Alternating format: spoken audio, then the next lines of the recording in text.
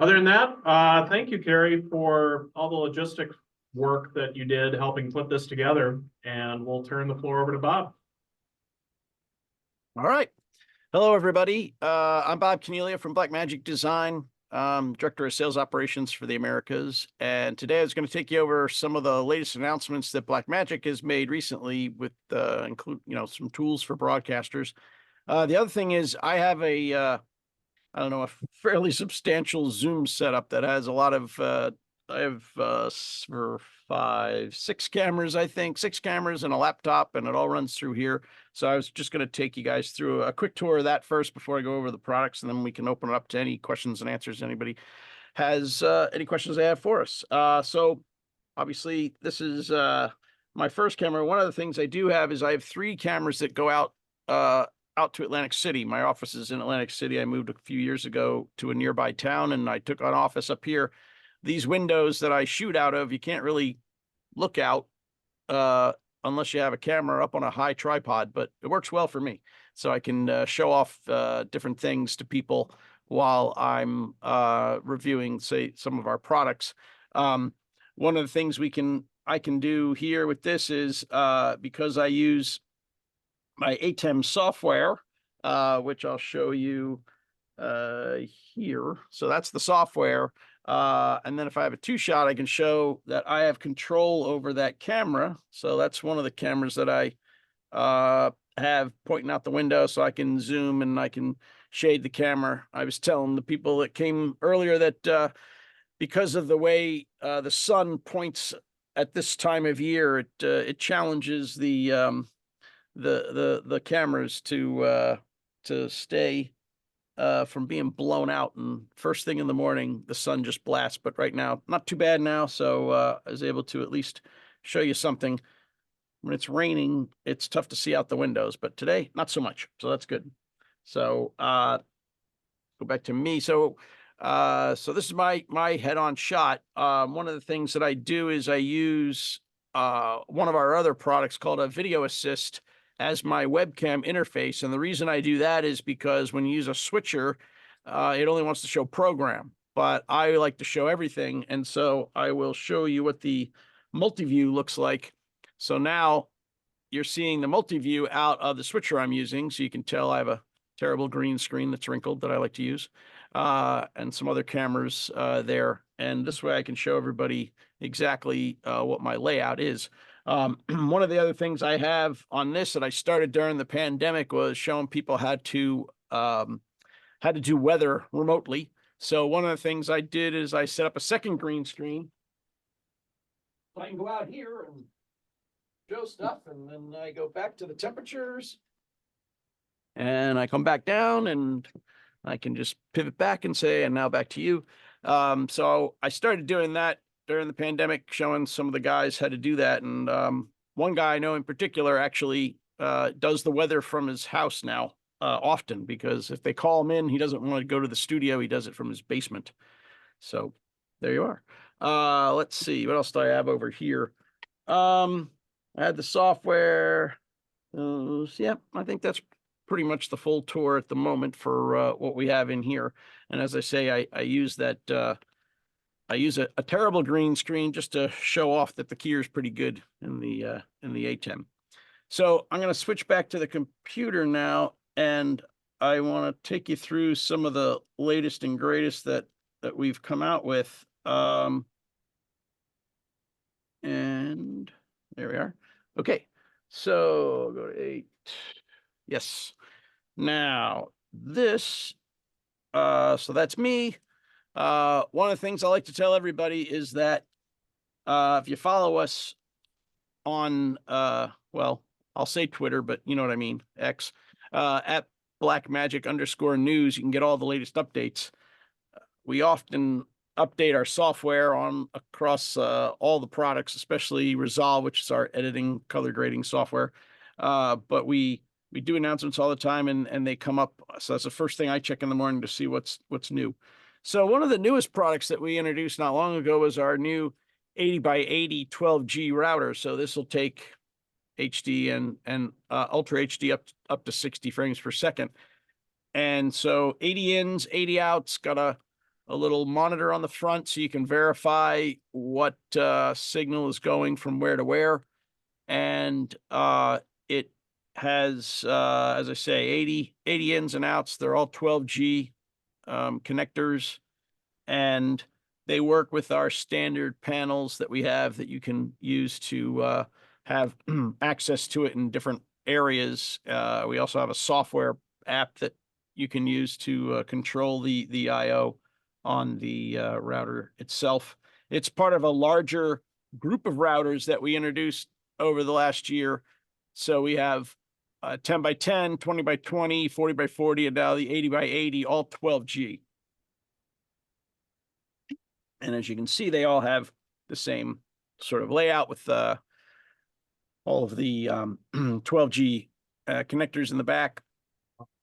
And we also introduced a new, larger advanced panel. All of our advanced panels talk to any of our switchers, and the original 1ME advanced panel had 10 buttons. This is a 20, as well as a 30. Both of all of the 10, 20, and 30, they all have redundant power supply, as well as 4 Ethernet ports. The beauty of any of our panels is that the panel itself can be remotely controlling a switcher that's halfway around the world. It's something that's often done a lot of sports where they'll put the head end somewhere else. We're on location, but do the actual controlling from their remote broadcast capability. And in the software, you can just select which control panel that you're going to connect to, and it works very well. So we had the larger one, the 20, 2ME, which has 20, 30, or 40 buttons, and now the 1ME with 10, 20, and 30 buttons, and those are out now. Another product that we introduced was our second generation of this product, our Studio Camera 4K Plus. The newer studio cameras that we introduced in the last couple of years there have the new 4K sensor that are much better in low light. The original cameras weren't quite as good in low light. These are excellent in low light, up to 25,600 ISO. This generation 2 model had we added SDI to it, so it's SDI or HDMI out. All of our SDI cameras have the in and out, and the reason for that is for getting control of the camera remotely through the ATEM software and the hard panels. And so this camera, we added the IO for that, as well as have the HDMI there as we had originally. Kept the price the same. It also still has the 2 USB-C ports on the side, and those are used to either plug in a portable SSD drive to do recording, or you can actually use it to add our zoom and focus demands, so you can control optical lenses, depending on what they are. They have the nice big screen in the back, and the shade there that collapses, easy to get them out remotely. They all work with the tally. Comes with a bunch of numbers, so you can slap them in there. And they have built-in microphones, but they also have the ability to add a microphone if needed. So they can work in a small setup, but you can also put them in pretty large venues depending on the lens setups that you have, and they all work with our ATEM switchers very nicely. And that camera, the generation 2 of the 4K Plus is out. We also have a 6K version of the camera. They all do HD as well, obviously, but you can use them also to record. So that's where they benefit from the use of the full sensor for recording. Another camera that we just introduced and they're out shipping now is our Micro Studio Camera 4K G2. So this is the next gen of the Micro Studio Camera. And let me see, I have this one. Yeah, so this is what the old one looked like, which is very similar size. So it's, it's not much larger than a tennis ball. But it is, the new one has an excellent sensor and, make sure I do this right. Oop, yeah. So, this new one has, the 4K sensor similar to the other studio camera. So it has the excellent low light capability. It has a micro four thirds mount, which is exactly what was on the original camera. It has a tally light in the front, and you can actually do recordings on this camera, which the original one didn't have a recording capability. You can plug in a USB-C on this camera. And so on the side here we have the USB-C, which you can use for control with the zoom and focus demands if you need, or you can use it to plug in and record, or you can use a splitter and you can do both. It has a locking power supply. It also has the ability to add a battery on the back if needed. HDMI out provides you with all the settings so that you can see the heads-up display to do the setting changes. Has a mic input, has a built-in microphone as well. Locking 12G micro BNC connectors there. And again, very similar to the original with some upgrades in terms of its 12G capability, as well as the low light sensitivity.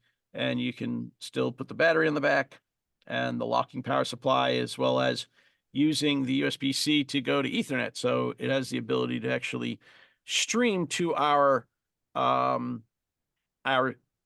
our ATEM streaming bridge or the HD8 ISO switcher that has built-in streaming bridges internally.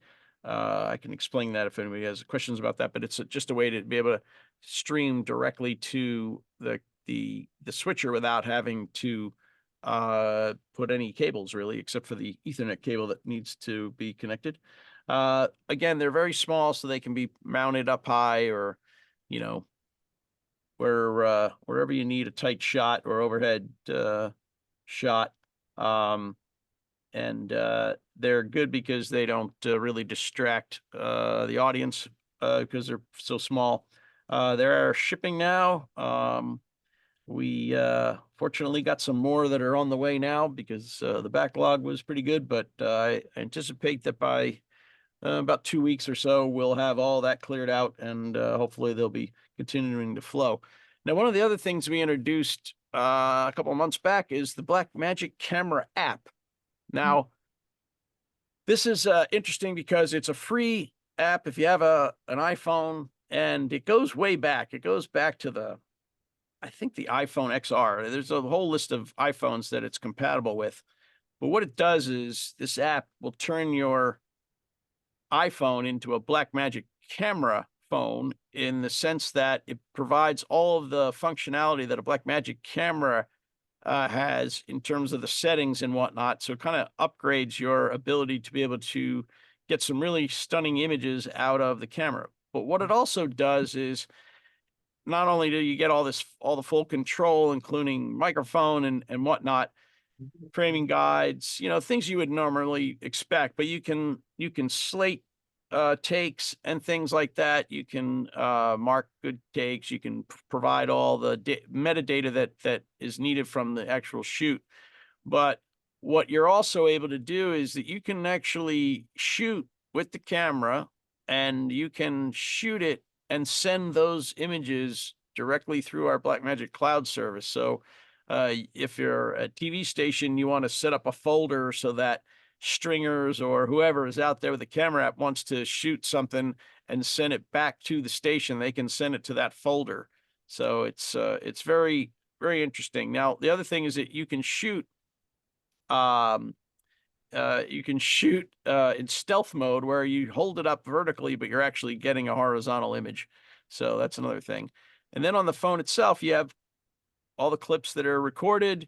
You can share them with people because of our cloud service, which is a newer thing that we've been introducing in the last couple of years. And once you're in there, you can store and share and send these files around to people. And that service, there's a free version of it so you can get started just like the app, and it gives you a little bit of storage so you can get started and play with it. Um, there's links for all this off the Blackmagic website, but the actual app is in the App Store, Apple's App Store, obviously, and you just search for Blackmagic camera, and there it is. And then you'll be able to set up folders and share files with people. Or, as I say, I think that the good application that I can see would be that you set up a folder so that if people have some breaking news or whatnot and they want to be able to send that footage to you. The other thing I think it gives you is the ability, if they're out on a live shot or whatnot, they have the one camera that's going back, but the camera guy could set up an iPhone and take some additional footage and send that back directly to the station. You can record both like ProRes, but you can also record proxies and send one or each of them back to that folder in the Blackmagic Cloud service. Let's see. I got 2 questions for you. Go ahead. First of all, what's the connection between the phone and the camera? Is that, you have to have a Wi-Fi connection? No. What? The phone is the camera. So the camera is not, you're using the camera that's built into the phone. We just provide a different app to get better use out of it. Okay, gotcha. The sharing of the files, you just use your Wi-Fi access or your data access to be able to move those files to the Blackmagic Cloud service. But the actual camera is the camera that's built into the phone. It's just that the app itself takes over control of the built-in lens and gives you more settings than you would normally have off the straight camera app. Okay. Second question is the zoom and focus demands on that smaller camera you had. What kind of a lens do you need to use for that? Or is it doing the zooming on the sensor itself? Or no, you need a lens that's controllable. So depending on in the Micro Four Thirds world, there's a couple of Lumix and a couple of Olympus lenses that have zoom and focus. They're not parfocal because it's Micro Four Thirds, but they are addressable. so there's servo lenses. Okay. There are a couple servo lenses. Yeah, I have one on one of my cameras here that you can either use the zoom focus or you can use the built-in controls through the ATEM software or the panels. Yeah. Okay, cool. All right. Let me see if I can TD this properly. Boop. All right. So yeah, so I say the camera app is available, and download it today. But it's got a lot of cool stuff in there. We've already done a couple of updates to it.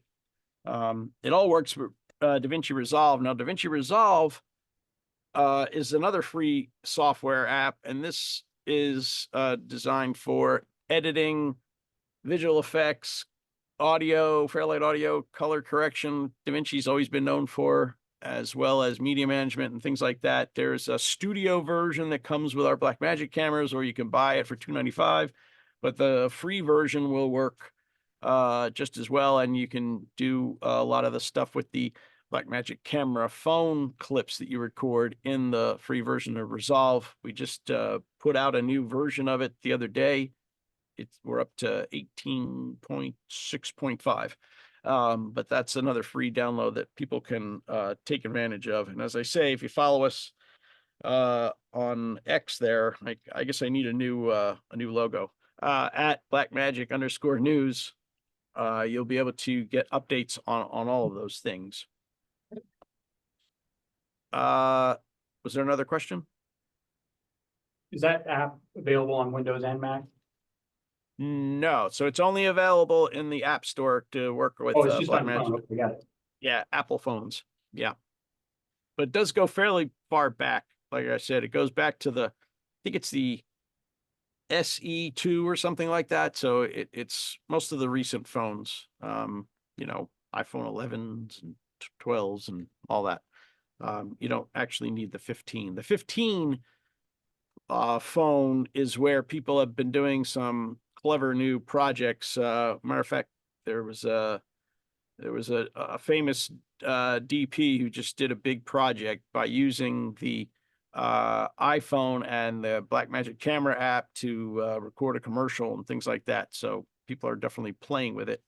You know, it gets people used to the way the Blackmagic menus work because the menu system is so similar.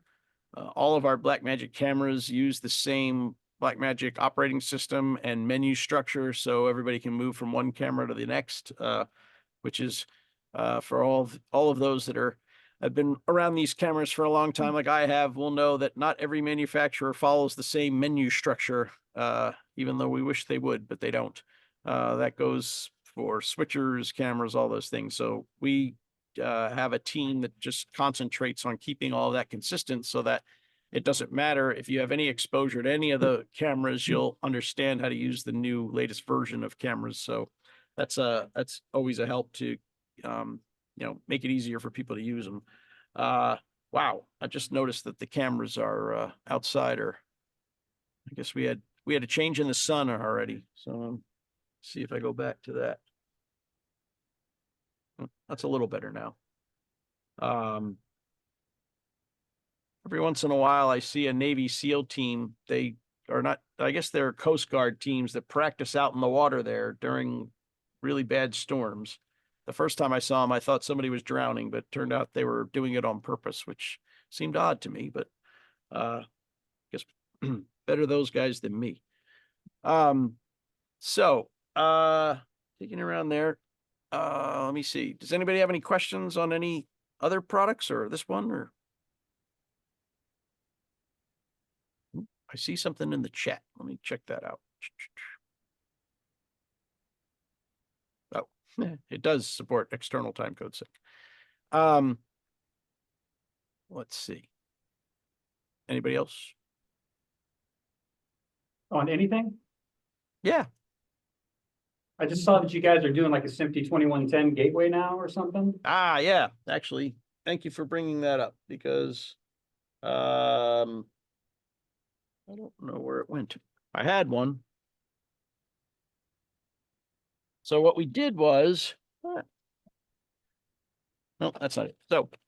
So we introduced a couple of new products, a couple of cards, 3 cards over the last year. We finally started shipping some of them, that will do SMPTE 2110. So it has a 10 gig port and some SDI IO so that you can either convert an SDI signal to 2110 and send it out over the 10 gig port or vice versa. We also have a box that looks like any of our Terranex mini boxes that has 10 gig Ethernet as well as SDI, and you can do 3 times 3G. So you have 3 HD signals in video and convert it to IP or vice versa, and they're bidirectional. So that's sort of the start of our 2110 story in terms of being able to move HD signals through 10 gig ports. Now, all that, the thing, I think everybody, if you're familiar with it, when you're moving video signals through the Ethernet side of things, you need fairly big switches and things like that. And so we recommend different, you need to be able to have a proper 10 gig switch, which I only got today, which I didn't install yet because I said, oh, I need to be able to do that in order to move signals around. But so that's part of it.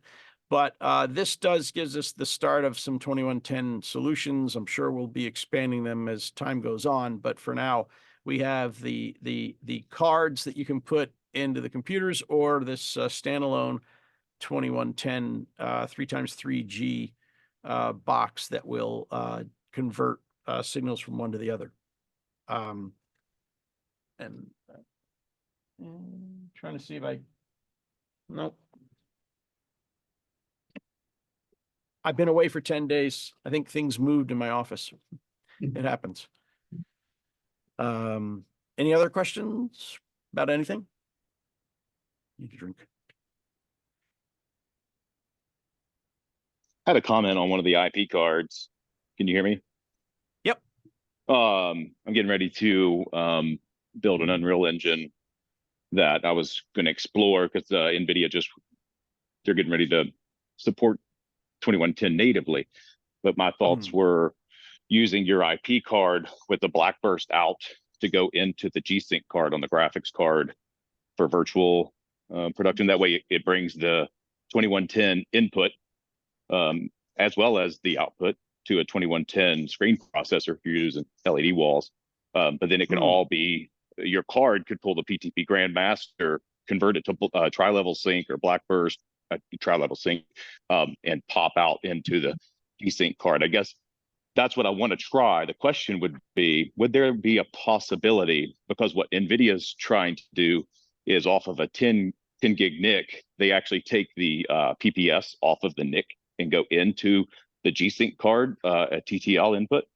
And so if your all's IP cards, because that clocking mechanism is before it hits the actual PCIe slot, if you could actually if you could do a Blackburst tri-level sync and TTL out on that port, then that may be an interesting card for Unreal Engine environments. Just a thought.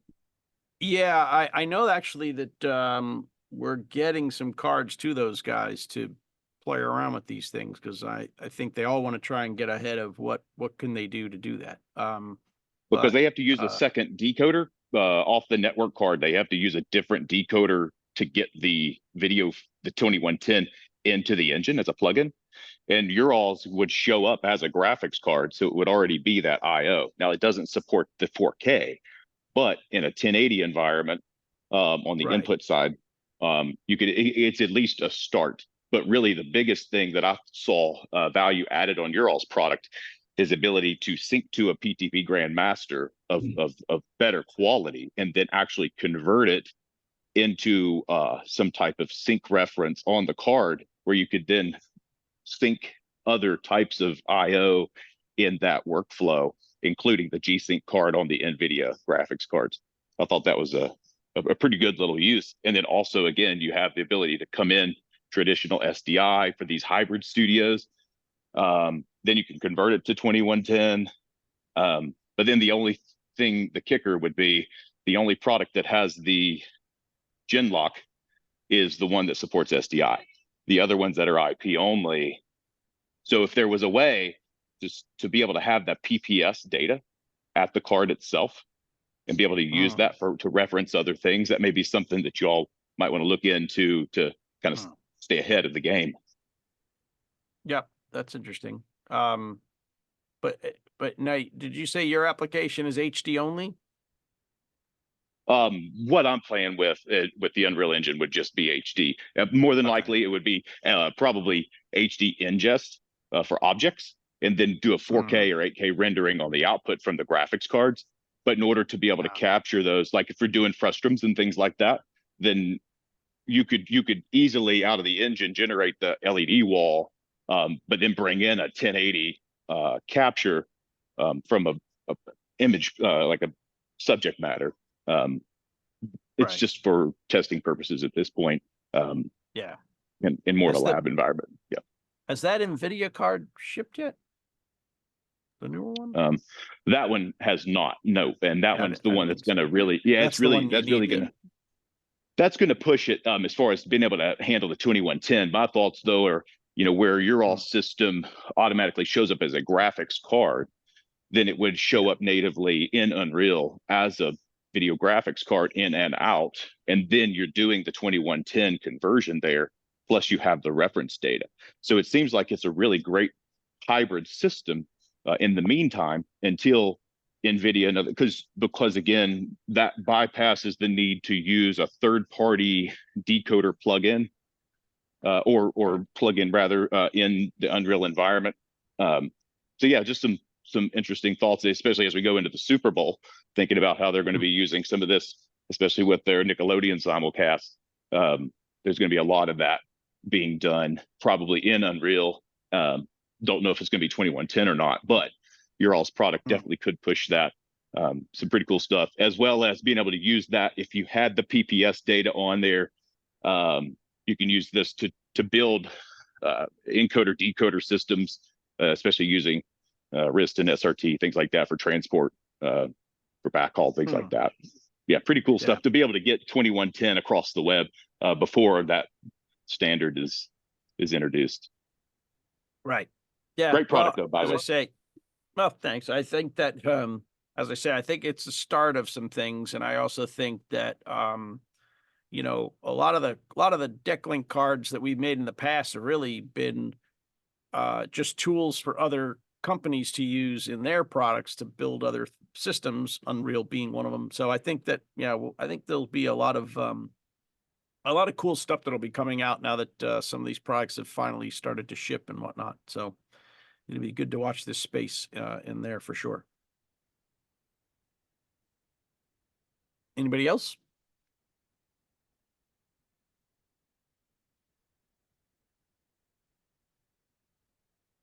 What's for lunch?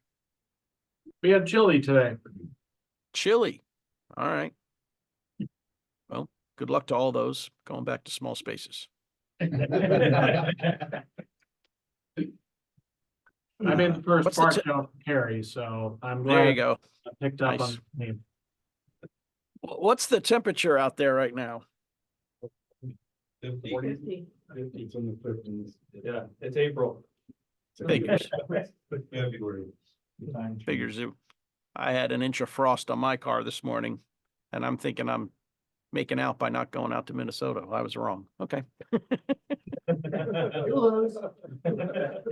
Yeah, that's the way it goes. Sometimes I go to California and it suddenly warms up back here, and I'm like, what's going on here? But let's see. I don't know. Anybody else have anything else we want to talk about?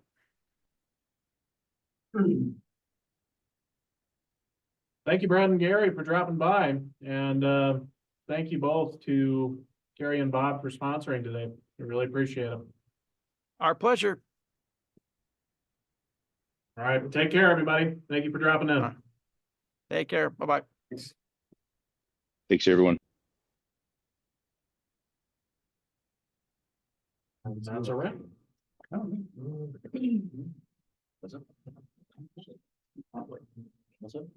I had a call going on, at the beginning. What switcher was he using? Did he say? He said Rumtown, which is one of their in-house. Okay. Yeah. Cause I am through the. These are the later time.